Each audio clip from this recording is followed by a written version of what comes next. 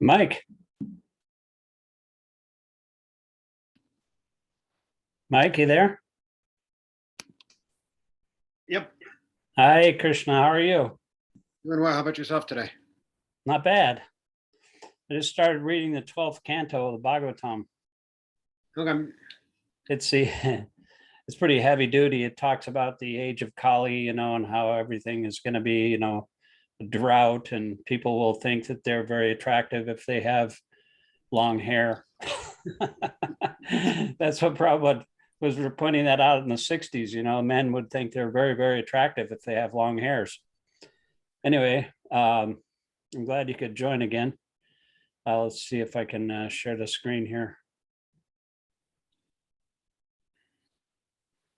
We just finished the Mangalacharna. Can you see it? This is the started sharing the screen. There it goes. Yeah.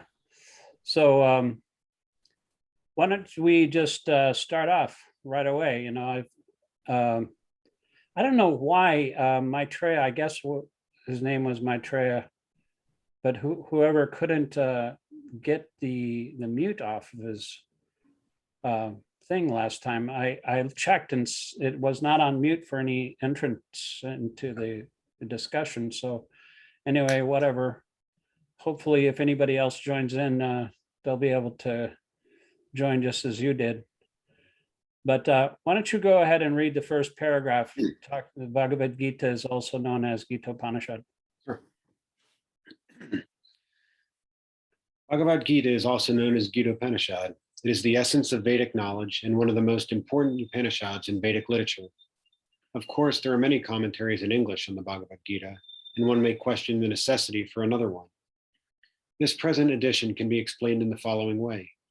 Recently, an American lady asked me to recommend an English translation of Bhagavad-Gita. Of course, in America, there are so many editions of Bhagavad-Gita available in English, but as far as I have seen, not only in America, but also in India, none of them can be strictly said to be authoritative because in almost every one of them, the commentator has expressed his own opinions without touching the spirit of Bhagavad-Gita as it is.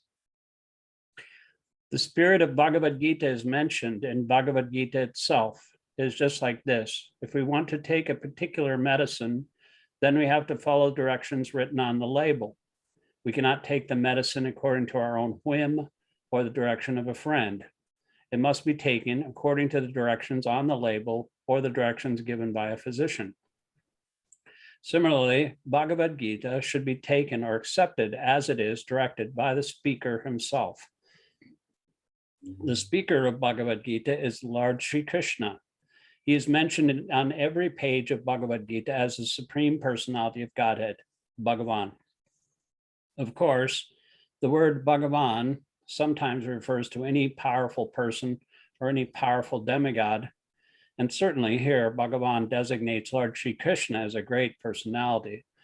But at the same time, we should know that Lord Sri Krishna is the Supreme Personality of Godhead, as is confirmed by all great acharyas, spiritual masters like Shankaracharya, Ramanujacharya, Madhvacharya, Nimbarka Swami, Sri Chaitanya Mahaprabhu, and many other authorities of Vedic knowledge in India. The Lord himself also establishes himself as a Supreme Personality of Godhead in Bhagavad-Gita, and he's accepted as such in the Brahma Samhita and all of the Puranas, especially the Srimad Bhagavatam, known as the Bhagavat Purana, Krishnastu Bhagavan Swayam. Therefore, we should take Bhagavad-Gita as it is directed by the personality of Godhead himself. In the 4th chapter of the Gita 4:1-3, the Lord says, Imam Vishwasate Yogam Proktavam Ahamaviyam Vishwavan Manave Praha Manurikshvakave Bravit Evam Parampara Praptam Imanjmarjarshayo Vidut Sakalaneha Mahata Yoganasta Parantapa Saevayam Mayate Dyam Yoga Prokta Paratana Bhaktos hime shakacheti rahasyam he tadutamam.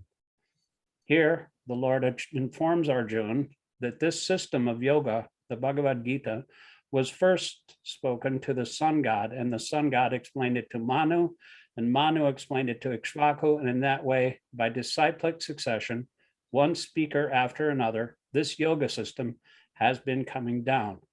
But in the course of time, it has become lost. Consequently, the Lord had to speak it again, this time to Arjuna on the battlefield of Kurukshetra. Go ahead. He tells Arjuna that he is relating the supreme secret to him because Arjuna is his devotee and his friend. The purport of this is that Bhagavad-Gita is a treatise which is especially meant for the devotee of the Lord.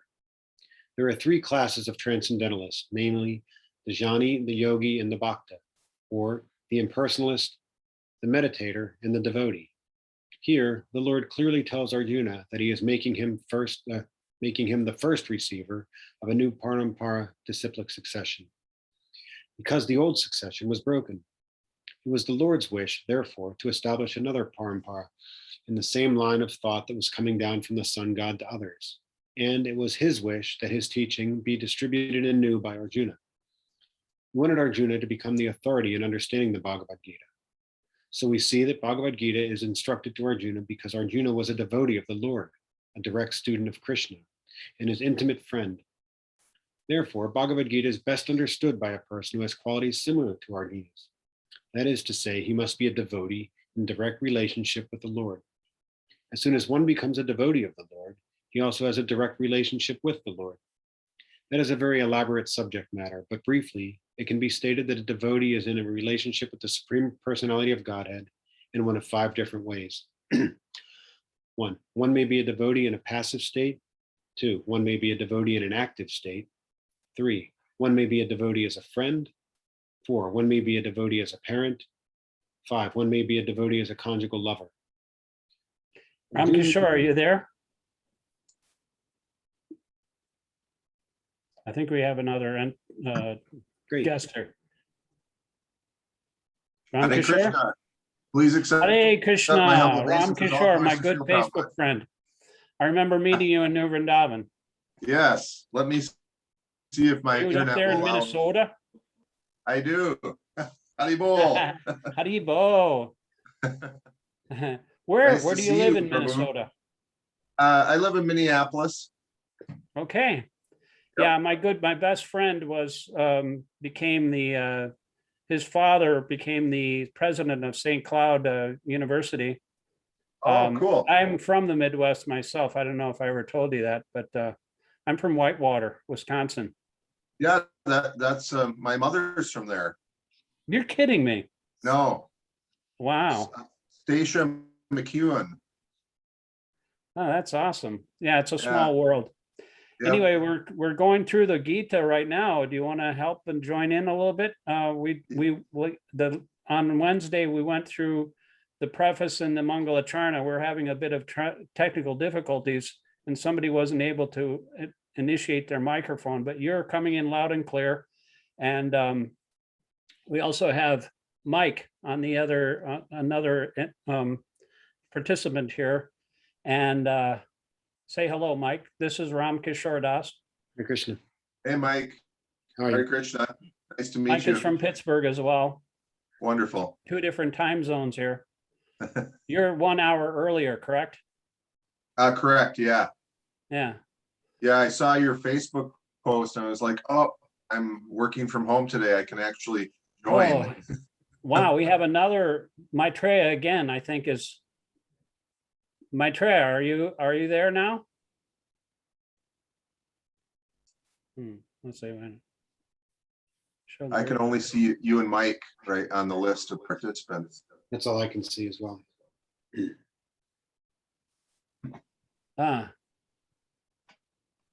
Anyway, we had a bit of a difficulty last time with Maitreya.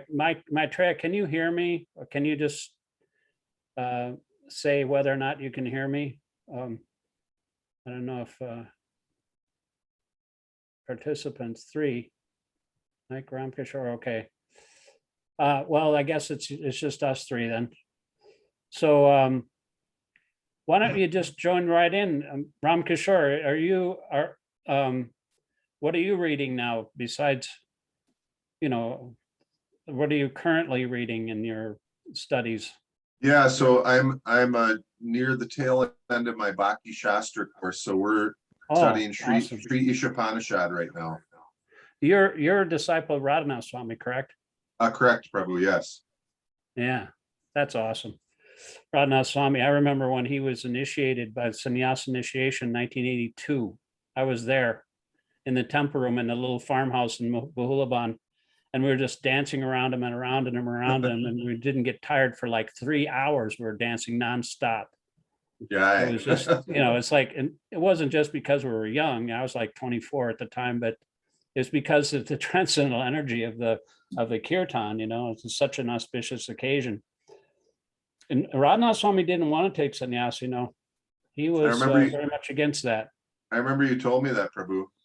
Yeah, that's right. And anyway, let's just share the screen here, and maybe you can start out by reading the next paragraph, which was Arjuna. Can you see that, Ram Kishora? Yes, I can. So we're going to go at a paragraph at a time here. You just read this paragraph. Arjuna was in a relationship with the Lord as friend. Perfect. Arjuna was in a relationship with the Lord as a friend. Of course, there is a gulf of difference between this friendship and the friendship found in the material world. This is transcendental friendship, which cannot be had by everyone. Of course, everyone has a particular relationship with the Lord, and that relationship is evoked by the perfection of devotional service. But in the present status of our life, not only have we forgotten the Supreme Lord, but we have forgotten our eternal relationship with the Lord. Every living being out of the many, many billions and trillions of living beings has a particular relationship with the Lord eternally. That is called Swarup. By the process of devotional service, one can revive that Swarup, and that stage is called Swarup Siddhi, perfection of one's constitutional position. So Arjun was a devotee, and he was in touch with the Supreme Lord in friendship. Okay, so the way this works is if anybody has any comments or questions, you can go ahead and say it.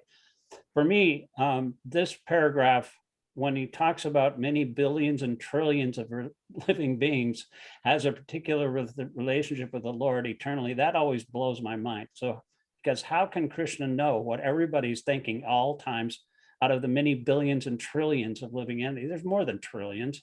There's more than that. You just think of like this little teeny tiny universe is only one mustard seed in a bag of universes, Yep. So, and also Swarup Siddhi, we can, I remember Dwaita from New Vrindavan once asked Prabhupada, what's my Swarup? He was only a bhakta back then. He said, you can't even control your senses and you're talking about Swarups. But that was kind of funny, but that's back in the old days, but he's, I'm sure, matured by now. He's one of the original Brijabasis in New Vrindavan. But I guess I'll just read the next one. We'll take turns here. How Arjuna accepted this Bhagavad-Gita should be noted. His manner of acceptance is given in the 10th chapter, 10, 12 through 14. Arjuna vacha, param brahma, param dhamma, pavitam, paramam bhavam, purusham, shashvatam, divyam, adideva majam vibhum. Ahustras sarve davishar nardastata asita devala vyas swayam chaiva brvishime. Sarvamitadrita manye yanmam vidasi keshava nahite bhagavan bhaktim vidurdeva nadanava. Arjuna said, you are the Supreme Personality of Godhead, the ultimate abode, the purest, the absolute truth. You are the eternal, transcendental, original person, the unborn, the greatest. All the sages such as Narada, Asita, Deval, and Vyas confirm this truth about you, and you yourself are declaring it to me. O Krishna, I totally accept as truth all that you have told me. Neither the demigods nor the demons, O Lord, can understand your personality, end quote. Go ahead, Mike. After hearing Bhagavad-Gita from the Supreme Personality of Godhead, Arjuna accepted Krishna as Brahma, the Supreme Brahman. Every living being is Brahman, but the Supreme Living Being, or the Supreme Personality of Godhead, is the Supreme Brahman. Param Dhamma means that he is the supreme rest or abode of everything. Pavitram means that he is pure, untainted by material contamination. Purusham means that he is the supreme enjoyer. Shashvatam, eternal. Divyam, transcendental. Adidevam, the supreme personality of Godhead. Ajam, the unborn. And Vibhum, the greatest. Go ahead, Ram. Now one may think that because Krishna was the friend of Arjun, Arjun was telling him all this by way of flattery. But Arjun, just to drive out this kind of doubt from the minds of the readers of Bhagavad-Gita, substantiates these praises in the next verse when he says that Krishna is accepted as the supreme personality of Godhead, not only by himself, but by authorities like Narada, Asita, Devala, and Vyasadeva. These are great personalities who distribute the Vedic knowledge as it is accepted by all acharyas. Therefore, Arjun tells Krishna that he accepts whatever he says to be completely perfect. Sarvam etadritam manye. I accept everything you say to be true. Arjun also says that the personality of the Lord is very difficult to understand, and that he cannot be known even by the great demigods. This means that the Lord cannot even be known by personalities greater than human beings. So how can a human being understand Lord Sri Krishna without becoming his devotee? Yeah. So I like that one saying, I accept everything you say to be true. That Christians have a similar saying, Bible said it, I believe it, that settles it. Therefore, the Bhagavad-Gita should be taken up in a spirit of devotion. One should not think that he's equal to Krishna, nor should he think that Krishna is an ordinary personality or even a very great personality. Lord Sri Krishna is the supreme personality of Godhead. So according to the statements of Bhagavad-Gita or the statements of Arjuna, the person who is trying to understand the Bhagavad-Gita, we should at least theoretically accept Sri Krishna as the supreme personality of Godhead. And with that submissive spirit, we can understand the Bhagavad-Gita. Unless one reads the Bhagavad-Gita in a submissive spirit, it is very difficult to understand Bhagavad-Gita because it is a great mystery. Go ahead, Mike. Hey, I have a quick comment. Sure. I love this, how Prabhupada writes this. He says we should at least theoretically accept Sri Krishna. Yeah.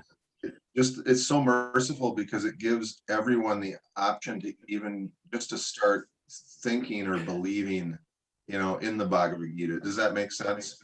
Yeah, I mean, it totally does. I mean, it just on an intellectual basis, if you at least theoretically accept something, then it gives you kind of an opening. Okay, maybe theoretically I'll accept it for now, and then you can go on from there and think, well, is there anything to justify my theoretical understanding? Is there any evidence? Of course, the Shastra is the evidence. Yep. In and of itself, the Shastra is evidence of itself, and that's actually the only way we can understand what is the truth. Because, Krishna is Achintya. You know what Achintya means, Mike and Ram? Yep. Achintya means inconceivable. So why should we even try to figure anything out with our teeny brains? We don't have any power to understand Krishna. You can go on thinking at the speed of the mind and try to reach the spiritual world. You'll never understand Krishna by your empiric knowledge, by your reasoning power, by logic, austerities, anything. So just listen to the spiritual truths that are revealed. Let me see. Here's my Maitreya again. Maitreya, are you there? Maitreya? I allowed him in. Yeah, he didn't show up. Yeah, I don't know. See, last time I tried to let him in and... Oh, there's a fourth now. There's Maitreya. Maitreya, you there? I see his icon. Maitreya, Hare Oh. Krishna. He's not Hello. muted. Maitreya, is that you? Hare Krishna, can you hear me? Hare Krishna, I finally. Yeah, unfortunately, your last time your microphone was muted somehow, but now it's not muted. Yeah, I have, unfortunately, today I'm having to drive to my son's tennis game, so I'm just going to be listening. No, okay. I'll comment that I can't read. Oh, okay, no problem. Yeah, you Cool. don't want to read while you're driving. Yeah, well, I do, but That's not safe. Yeah, it's like that song by the guy from the Eagles. What's his name? Driving with your eyes closed. Driving with your eyes closed. Driving with your eyes. although the You're gonna hit Bhagavatam something. says, the 11th canto, that a devotee can run even with his eyes closed and he won't fall down. But I since know. I'm on the I road- just posted that on Facebook because I just read the 11th canto. Really? Awesome. I pictured a guy. I looked up a guy with running. I typed out "running with your eye closed" in Google, and I saw this guy's over running, and then I just put it into a meme, you know, and I haven't posted seen it that. I on look forward to Facebook. seeing I it. always do that, you know. There's this meme generating thing on your phone that you can like produce any kind of, like, just look it up, you know, on any phone. You can get these free apps. I paid for mine actually for a lot of different backgrounds and stuff, but it's kind of cool because you can post something that's a scripture, and then because everything is like, you know, people don't have very much of a what do you call it, attention span nowadays, and if they have Yeah, some no, I graphic- like your post. You jazz them up with those images. It's good. yeah, it's called well, I'm not sure exactly but you can just look up a meme generating thing, you know, quotes or something, and then you know, it's always nice. I mean, if you come across something kind of like profound, then it's nice to have it in pictures. You know, sometimes I actually just take one verse and actually make it into a YouTube video. Oh, you know, like most people don't have the patience to sit through my entire, you know, 1 or 2 hour reading of a Srimad Bhagavatam chapter, but they Yeah. can look at something for a minute or two at the most. And so I just read one verse with something that's really profound, and then put graphics up on the background, you know, so that it'll kind of get the point across. And so Yeah, it's effective. Very effective. yeah, I like doing that too. I'm going to do that more and more. So how I'm long has it reading been? 30, 31, 32 years since we last spoke? What's that? How long has it been? 30 something years? Since I left New Vrindavan, what? No, since you and I last actually spoke to each other. I'm not sure, my friend. I think so. You're from New Vrindavan, correct? Yeah, I was there traveling Sankirtan for, you know, a couple of years with Bhaktisiddhanta Swami. Bhakti Sid, yeah. He's And I was still in around. one He's still darshan doing where- Sankirtan in New York City. You know, sometimes he Yeah. comes back from India and does Yeah, the pick that's there, good. and yeah. So yeah, Cool. but yeah, I traveled with him a couple times too. But he's a warrior, Yeah, definitely. and his Nitai Navadvipa Chandra is so beautiful. Oh, He- Jai. you know, Devananda Pandit wrote a song about them. Really? Those beautiful Gaur Nitai deities that Bhakti Sid had. Oh, nice. Yeah. But let's see. You can't read, so I guess you're just in the listening mode now. You can make a comment anytime. That's how this works. Yeah, So you can- unfortunately, in about 10 minutes, I have to just stop and get some snacks for the team, but then I'll be back. I'm so on. glad you were able to join, though. Yeah, me too. Your Zoom picture looks a lot different from your Facebook picture. Are you shaved up now completely? Well, you know, every month or so. Oh, okay. I don't I have actually one of shave those my full head. I just, shavers, you know. yeah, I no, try I not just to buzz up. intimidate everyone, but but yeah, it's I'm old school, I guess. I still take a shower with a gallon bucket. You're kidding me. No, I remember it's we the used way to to do go, that man. even in when it was, you know, like when it was kind of cold out, but we used Yeah. to stop at the gas stations and fill up with hot water, you know. Yeah, no, But, Costco sells, they sell milk in these really fortified gallon milk jugs. They're perfect for that. Yeah. So anyway, let me see. Mike, is it your turn to read? Sure. Yeah, go ahead. Therefore, Bhagavad-Gita should be taken up in a spirit of devotion. One should not think that he is equal to Krishna, nor should he think that Krishna is an ordinary person Wait, did we do that one already? Oh, yeah, I did it. Yeah. Yeah, go ahead. Okay. Do the We next got one. one more. Okay. Just what is the Bhagavad-Gītā? The purpose of Bhagavad-Gītā is to deliver mankind from the nescience of material existence. Every man is in difficulty in so many ways, as Arjuna also was in difficulty, having to fight the battle of Kurukshetra. Arjuna surrendered unto Sri Krishna, and consequently this Bhagavad-Gītā was spoken. Not only Arjuna, but every one of us is full of anxieties because of this material existence. Our very existence is in the atmosphere of non-existence. Actually, we are not meant to be threatened by non-existence. Our existence is eternal, but somehow or other we are put into a sat. A sat refers to that which does not exist. Okay, Rama Kishora, it's your turn. Out of so many human beings who are suffering, there are few who are actually inquiring about their position, as to what they are, why they are put into this awkward position, and so on. And unless one is awakened to this position of questioning his suffering, unless he realizes that he doesn't want suffering, but rather wants to make a solution to all suffering, then one is not to be considered a perfect human being. Humanity begins when this sort of inquiry is awakened in one's mind. In the Brahma Sutra, this inquiry is called Brahma, I'll try. Jinasa Atato Brahma Jidasa. Every activity, Jinasa? Jignasa, thank you. Jignasa. Every activity of the human being is to be considered a failure unless he inquires about the nature of the absolute. Therefore, those who begin to question why they are suffering, or why they came from, where they came from, and where they shall go after death, are proper students for understanding Bhagavad-Gītā. The sincere student should also have a firm respect for the Supreme Personality of Godhead. Such a student was Arjuna. Yeah, I like that part where it says, unless one realizes that he doesn't want suffering, but rather wants to make a solution to suffering. Yeah. I mean, a lot of people don't even realize that they're suffering. They think they're enjoying. They're like Gajendra the elephant that is like barreling through the thorn bushes, and he's enjoying so much that he doesn't understand he's suffering, So people, first of all, they have to understand that they don't want suffering. There's two people that are actually enjoying life, it says.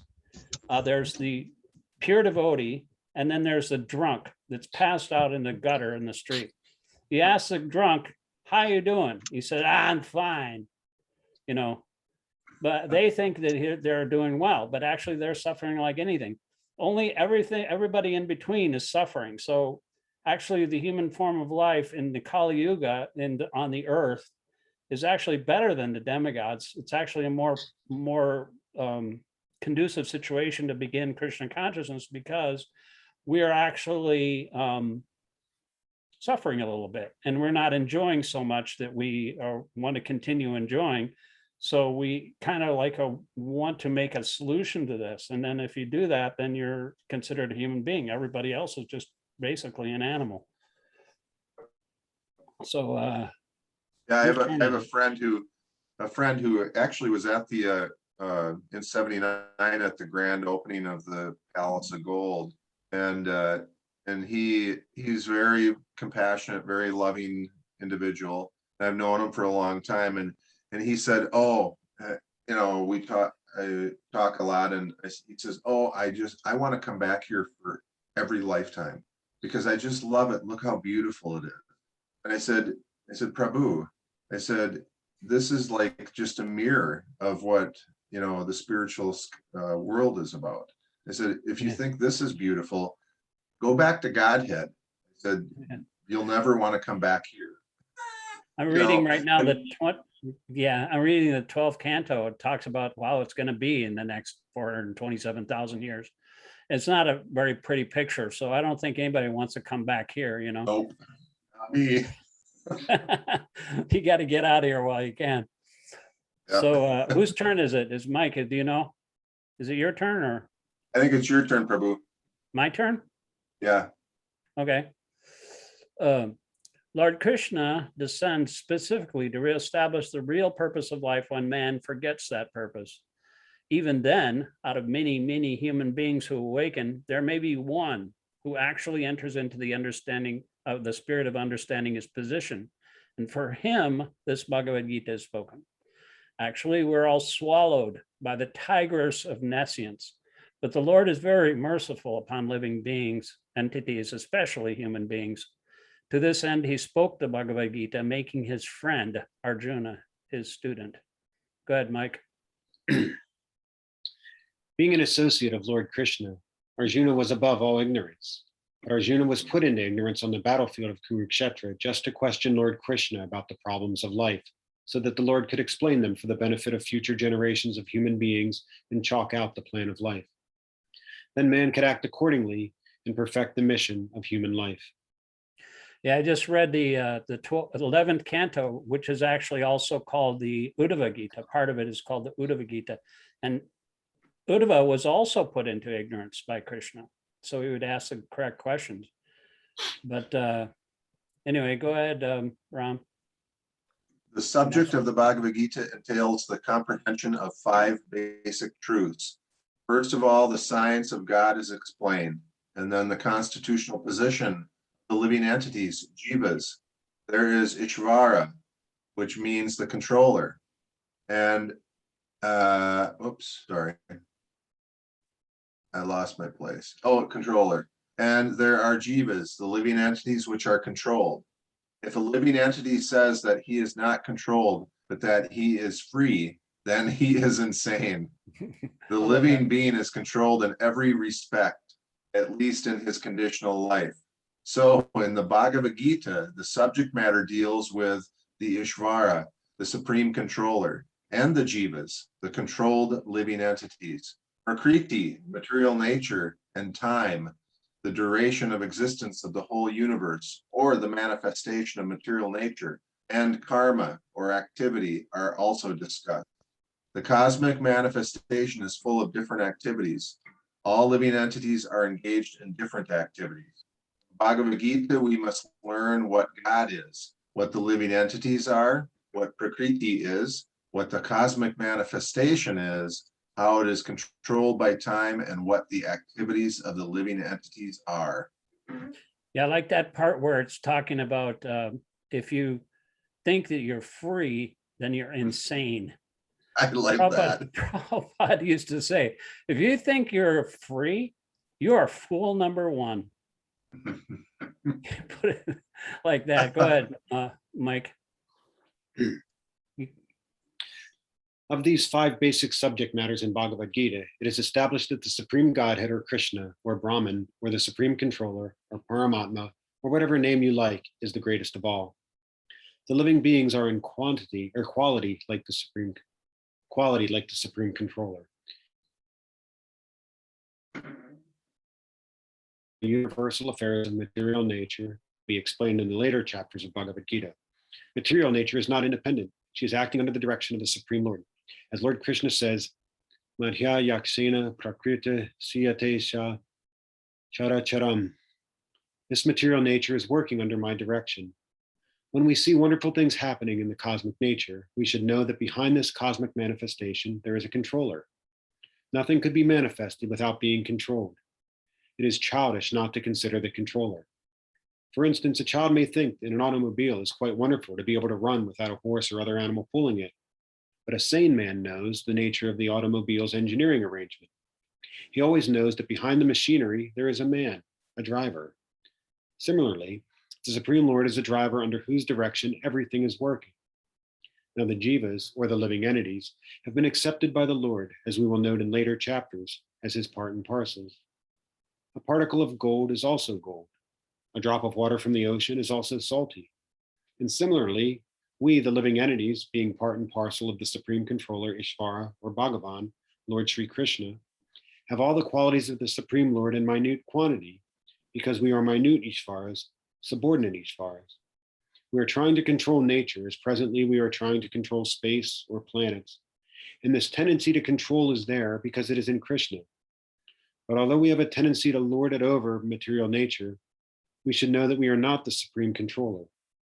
This is explained in Bhagavad-Gītā. I think it's my turn, right? I guess probably. Is it your turn, Ram, or my turn? I think it's your turn because I think. Okay. You know, that point is really important, you know. Everybody in the material world thinks they're the supreme controller, they think they're the supreme enjoyer, and they think that they're the best friend of every living entity. Not true. Only Krishna is the best friend. That's a peace formula, you know. 529, Bhagavad-Gītā. Yep. Krishna is supreme controller, Krishna is the supreme enjoyer, and Krishna is the supreme proprietor of all planets and demigods. You know, one time my spiritual master, Kirtanananda, he asked Prabhupada, you know, he said, should I renounce everything, Prabhupada? He just started laughing. Prabhupada started laughing at him. He said, what do you have to renounce? You don't have any, you don't have anything. If you think you have something to renounce, that's crazy. You know, just like Bali Maharaj, you know, he's the example of giving up everything. But even though he gave up the entire universe to Lord Vamanadev, he didn't have anything else because he took 2 steps and he covered the entire cosmic creation with his 2 steps, and he put a hole in the universe. So, you know, but so he said, he thought to himself, well, the only thing left that's mine is me.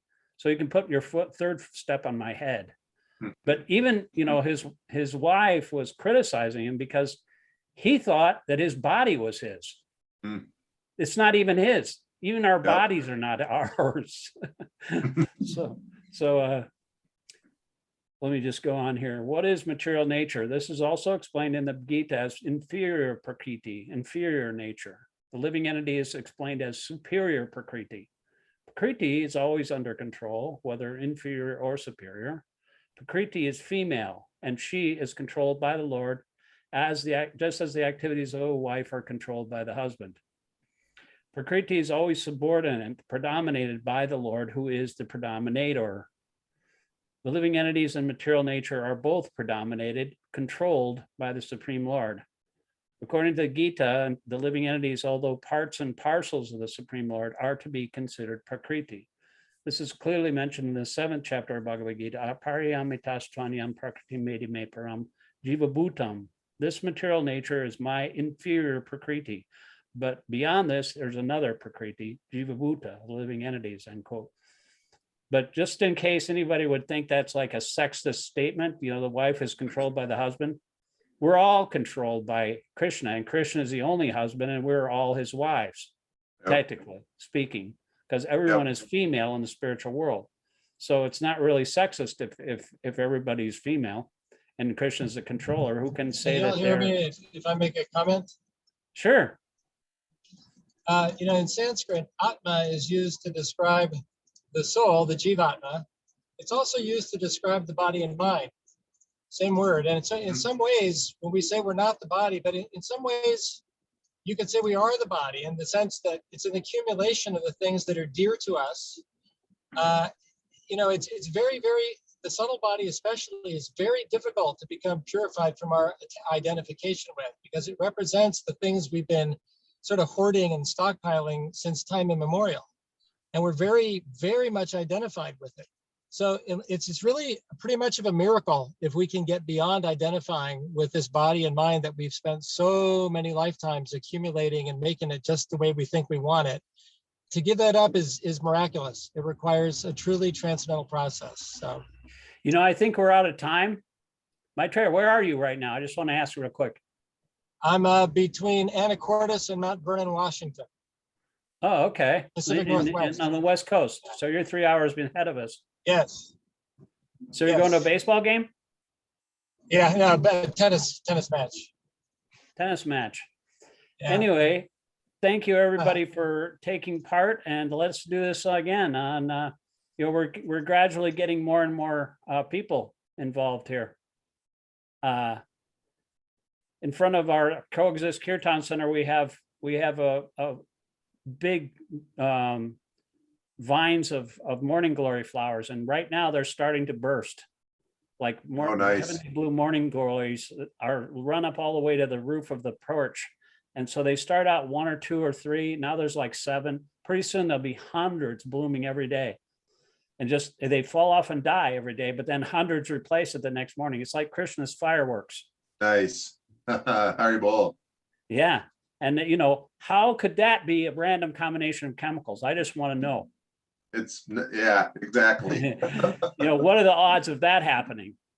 You know, Eugene Wigner, a probability scientist, mathematician, figured that out. What is what is the probability of a self-replicating organism arising from a random combination of chemicals? Do you know what his conclusion was? What the answer was? What? 0. He mathematically figured it out. So this whole thing, you know, everybody's saying, oh, everything's just like by chance, you know. That's the definition of a demon in the Bhagavad-Gita is someone who thinks that everything is just created by sex desire or whatever. Everything's happening by chance. All this is bogus. But if you even start to think about that, or just even hint that you believe that way, you're looked at like you're somebody, you need a psychiatrist, you know? Yep. That's why, I've been arguing with my father for a long time. He's like a born again evangelical atheist. You know, he's 92 years old now, but, he's like a physicist, but I don't argue with him anymore. And I just, because he's actually beyond that stage right now. You can't teach an old dog new tricks, but it just really pisses me off when nobody gives credit where credit is due. Credit is due to Krishna, who created all these beautiful things. But anyway, thank you very much for participating, all 3 of you. And let's do it again on Monday. Maybe we can see if we can get some more flowers bursting like our Coexist Kirtan Center is right now. So thank you, Rama Kishora. Thank you, Mike. And nice to meet you, Bhakti. Nice to meet you, Bhakti, Mike. And nice to see you, Prabhu. Hare Krishna. Hare Krishna. Haribo. Haribol.